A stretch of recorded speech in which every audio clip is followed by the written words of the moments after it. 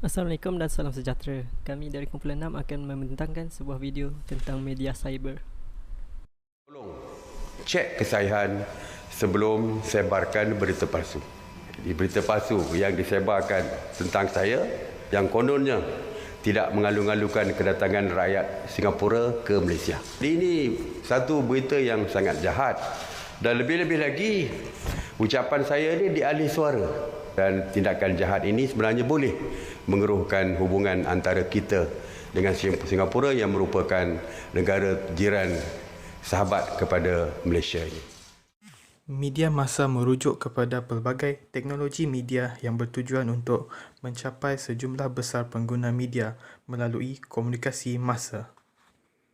Teknologi melalui komunikasi dilakukan dengan cara yang pelbagai. Media siaran seperti radio, rakaman muzik, filem, televisyen dan internet memancarkan maklumat mereka secara elektronik. Media cyber merupakan media massa yang paling digunakan oleh masyarakat masa kini. Oleh itu, etika semasa menggunakan media cyber perlu dipraktikkan bagi memastikan kemaslahatan masyarakat cyber sentiasa terpelihara. Yang pertama, tidak menghina mana-mana individu. Media sosial merupakan suatu platform untuk orang ramai bagi menyebarkan maklumat dan berkongsi kehidupan seharian. Kita sepatutnya tidak menghina, mencerca maupun dalam cara sarkastik terhadap individu yang lain, tidak kira berlainan agama, bangsa maupun negara. Perkara seperti memomokkan nama artis luar negara perlu dielakkan kerana ini dapat mengganggu emosi artis tersebut. Malah turut mencemarkan nama Malaysia dengan menunjukkan sikap yang tidak beretika. Semasa era teknologi ini, berita dan maklumat palsu senang disebarkan dan kebanyakannya tidak melalui pemeriksaan fakta oleh pihak ketiga yang berkelayakan. Oleh itu, ia senang bagi seseorang memanipulasikan fakta dengan tujuan untuk mencapai agenda mereka. Contoh yang relevan adalah syarikat berita di Amerika yang berat sebelah dari segi politik. Oleh itu, kita haruslah berhujah menggunakan fakta sebelum mempercayai sesuatu informasi yang disebarkan. Antara cara berhujah menggunakan fakta adalah pastikan informasi yang dibaca mempunyai petikannya, memastikan petikan tersebut adalah dari sumber yang dipercayai. Kita juga mestilah selalu ragu-ragu terhadap sesuatu maklumat dan sentiasa soal diri soalan seperti siapa cakap? Di mana mereka dapat maklumat ini? Adakah mereka berat sebelah? Adakah maklumat penting lain yang tertinggal dengan sengaja?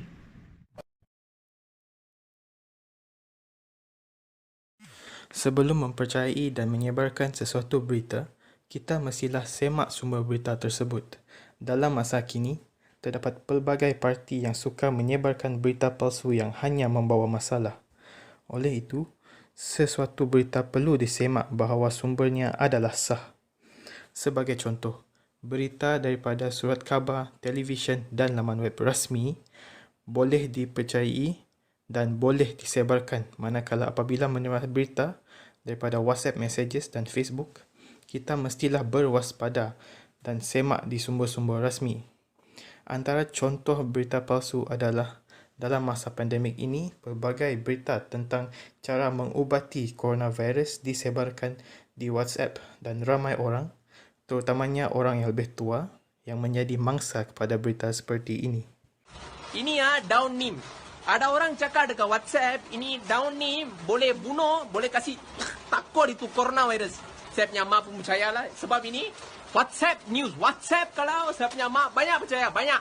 Deng, ini daun ni apa boleh bunuh itu corona kah? Deh. Berita palsu merupakan fenomena yang berkaitan rapat dengan perkembangan media sosial pada zaman moden ini. Penyebaran berita palsu di media sosial seperti Facebook, WhatsApp, Twitter dan sebagainya boleh mengakibatkan banyak kemaslahatan. Sebagai contoh, penyebaran berita palsu tentang pandemik COVID-19 boleh menyebabkan panik dan ketakutan dalam kalangan rakyat. Penyebaran berita palsu juga boleh mengaibkan ketegangan kaum antara rakyat majmuk di negara kita. Oleh itu, Sebagai rakyat yang bertanggungjawab, kita haruslah melaporkan berita palsu kepada pihak berkuasa. Kita boleh membuat pemeriksaan ketulinan berita melalui portal rasmi Kementerian Komunikasi dan Multimedia Malaysia.